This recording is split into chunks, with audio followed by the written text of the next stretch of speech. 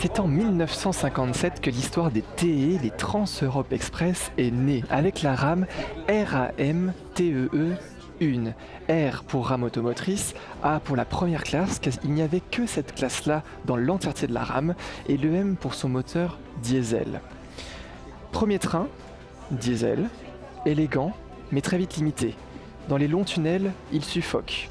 Alors la Suisse rêva encore plus grand, et 2 ans plus tard, en 1959, elle commande une nouvelle génération de rames 100% électrique et multistandard. Le RAE-TEE 2 est né.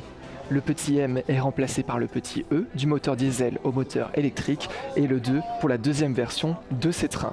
Il peut rouler sur tous les réseaux de l'Europe de l'Ouest sans changer de locomotive, une prouesse technique créant un trait d'union entre les nations. En 1961, il entre en service sur les lignes Gotardo, Ticino et Cisalpin jusqu'à Paris.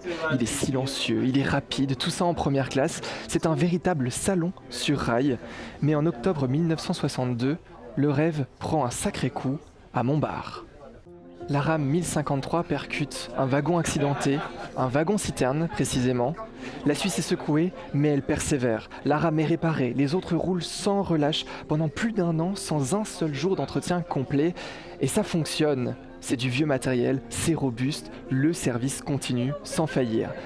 Les années passent. En 1966, on ajoute une voiture. En 1974, les RAE sont retirés du Paris-Milan, trop contraignant, pour aller en direction d'Amsterdam et de Bruxelles. Mais toute ascension s'inverse un jour. En 1988, le réseau TE est remplacé par celui dit Eurocity. Les RAE changent de nom, deviennent RABE, signifiant l'arrivée de la seconde classe à l'intérieur de ces rames. On les surnomme aussi les souris grises, en référence à leur changement de couleur sur la livrée. Elles seront d'ailleurs récompensées pour leur design.